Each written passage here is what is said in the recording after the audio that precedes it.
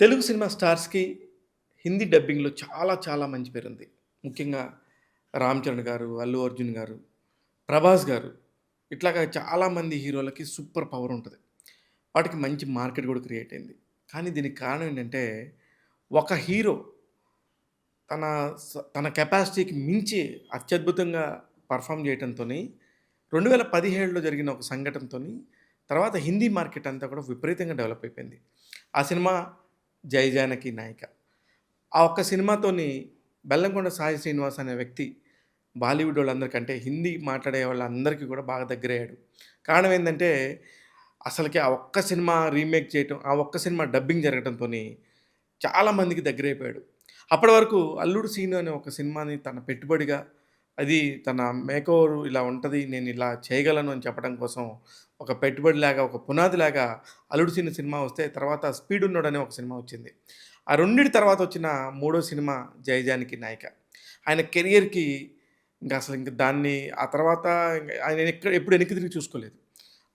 Sai Srinivas cinema అనగానే ముందు హిందీలో ఒక మార్కెట్ క్రియేట్ అయిపోతది అనేది అందరికీ తెలిసిన విషయమే, మేకర్స్ అందరికీ కూడా. అలాగా తన మార్కెట్‌ని సుస్థిరం జేసి, సాయి శ్రీనివాస్‌కి ఒక నంబర్ 1 ఒక గ్రేడ్ వచ్చేసిందని చెప్పిన సినిమా అయితే 'జై జానకి నాయక'. ఆ సినిమా దర్శకుడి గురించి చెప్పాలి. ఆ సినిమా దర్శకుడు బోయపాటి శ్రీను అనే సంగతి అందరికీ తెలిసిందే. 'భద్ర' అంటే రవితేజ మంచి హిట్ కొట్టిన సినిమా. 'దిల్ రాజు' గారిలో మంచి వరుస హిట్ల మీద ఉన్న టైంలో వచ్చిన సినిమా 'భద్ర'. అక్కడి నుంచి స్టార్ట్ చేసి 'తులసి', 'సింహ' అలాగే 'దమ్ము', 'సరైనోడు' ఇట్లాగా ఒక్కొక్క హీరో ఒక్కొక్క స్టార్ హీరోస్‌తో పని చేసుకుంటా వచ్చి, అరే! ఈ కుర్రోడు భలే ఇంట్రెస్ట్‌గా ఉన్నాడు, భలే చేస్తన్నాడు అని చెప్పేసి మాట్లాడుకుంటున్న టైంలో 'సరైనోడు' తర్వాత ఆయన తెరకెక్కించిన చిత్రం 'జై జానకి నాయక'. ఆయనకే తెలీదు ఇయాలేదో ఒక 1 బిలియన్ మార్క్ కొట్టేస్తని. తెలుగు సినిమాలు, తెలుగు హీరోలు, తెలుగు డైరెక్టర్లు ఎంతమందున్నా ఈ ఒక్క సినిమా మాత్రం ఒక బిలియన్ కొడతాం అంటే మామూలు విషయం గాదు. ఆ బిలియన్ అంటే 1000 మిలియన్స్. 1000 మిలియన్స్ అంటే 100,00,00,000. 100,00,00,000 మంది 2 గంటల పాటు సినిమాని చూసారంటే మామూలు విషయం గాదు. పెన్ మూవీస్ అనే ఒక దానిలో ఒక యూట్యూబ్ ఛానెల్‌లో ఈ సినిమా ఉండింది. ఆ సినిమాకి అప్పటికి, ఇప్పటికి ఒకటే ప్రజాదరణ. అంటే ఎందుకు చెప్తున్నాం ఈ సినిమా గురించి అంటే, ఎంతోమంది స్టార్స్ ఉన్నారు. ఇప్పుడు ఎంతోమంది దర్శకులున్నారు. తెలుగు సినిమానే కాకుండా, ఇండియా లెవెల్‌లోనే కాకుండా, వరల్డ్ లెవెల్‌లో ప్రపంచం మొత్తం మీద ఇలాంటి ఫీట్స్ చేసిన ఒకే ఒక సినిమా ఇది. ఇకపోతే 'స్పైడర్ మ్యాన్' హాలీవుడ్ ఫిల్మ్స్ చాలా ఉంటాయి కదా అనుకుంటారు. మీరు కావాలంటే చూసుకోండి. ఒక 'స్పైడర్ మ్యాన్' ట్రైలర్ మాత్రం ఒక 1,000,000,000 వచ్చింది. అది ఓన్లీ టీజరు, ట్రైలర్ మాత్రమే.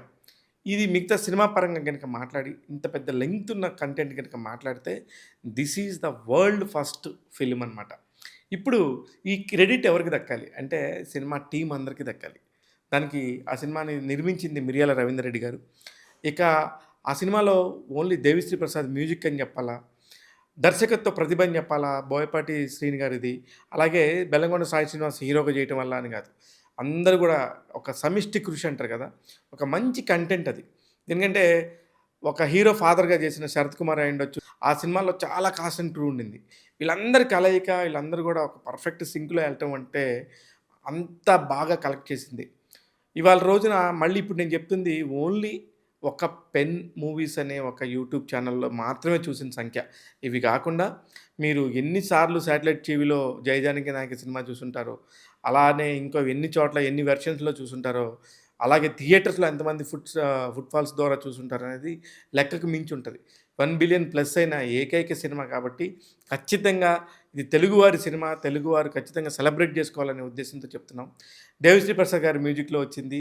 ఇట్లాగా కోటగిరి వెంకటేశ్వరరావు గారు ఎడిటరు ఆ సినిమాకి. ఇట్లా చాలా చాలా బ్యూటిఫుల్ థింగ్స్ ఉన్నాయి.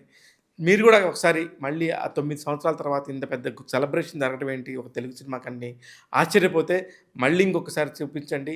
9 సంవత్సరాలు దాటిందంటే ఒక జనరేషన్ దాటినట్టు. ఇప్పుడు మళ్ళీ ఇప్పుడొచ్చే కొత్త పిల్లలు గూడా ఆ సినిమా జూసి ఓహో! ఎందుకు బెల్లంకొండ సాయి శ్రీనివాస్ ఇంత పెద్ద మాస్ స్టార్ అయ్యాడు? ఎందుకు బోయపాటి శ్రీనివాస్ ఇంత పెద్ద కమర్షియల్ మాస్ ఎంటర్‌టైనర్స్‌ని అందించే దర్శకుడయ్యాడనేది మనకు తెలుస్తుంది.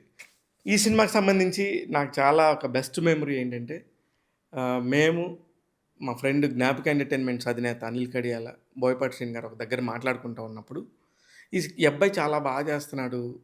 టీవీలో ట్రైలర్ వస్తుంది. ఒక సినిమా ట్రైలర్. ఆయన నటించిందే. ఈ అబ్బాయితో చేస్తే కూడా బావుంటదంటే, మీలాంటి ఒక పెద్ద దర్శకుడు, అలాంటి అంటే ఇప్పుడే వస్తున్న హీరోతో మూడో సినిమానే ఆయనతో చేస్తారా అని అడిగితే ఎందుకు చేయకూడదు?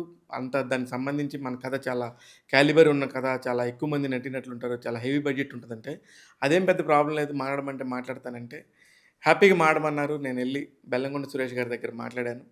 బెల్లంకొండ సురేష్ గారు వెంటనే సూపరు మా బోయపాటి సీన్ గారైతే ఆలోచించేదేముందని జెప్పేసి ఇమ్మీడియేట్‌గా బోయపాటి సీన్ గారి దగ్గరికెళ్లారు. అక్కడికక్కడ అలా ఎళ్ళిపోయి, "మా అబ్బాయి మీతో చేస్తానికి చాలా హ్యాపీగా ఉంటాడండి. ఇంకంతకంటే అదృష్టం" అని జెప్పేసి మాట్లాడుకోవటం ఇమ్మీడియేట్‌గా ఒక పక్క ఒక పక్క మాటలు జరుగుతుండగానే ఈ ప్రాజెక్ట్ టక రెడీ అయిపోయింది.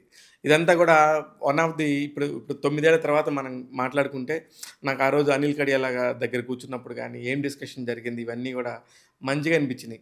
మొన్న ఈ మధ్య గూడా బెల్లంకొండ సురేష్ గారు తన సినిమా గురించి ఒక ప్రెస్ మీట్ గురించి మాట్లాడుతా తన బర్త్‌డే సందర్భంగా ఈ 'జయజనక నాయక' టాపిక్ చెప్తూ గూడా ఈ సందర్భాన్ని గుర్తు చేశారు. అందుకే మళ్ళీ ఇంకొకసారి ఈ విషయాన్ని మళ్ళీ మీకు గుర్తు చేయాలనిపించింది. ఇలాంటి ఒక మంచి సినిమాకి సంబంధించి మేము గూడా ఎక్కడో ఒక చిన్న పార్ట్ అయినందుకు ఐయామ్ సో హ్యాపీ. చూస్తూనే ఉండండి టాక్ తెలుగు. ఇలాంటి మరిన్ని ఇంట్రెస్టింగ్ విషయాలతో ఎప్పటికప్పుడు మీ ముందుకు వస్తుంటాను. నేను మీ శివ మల్లాల.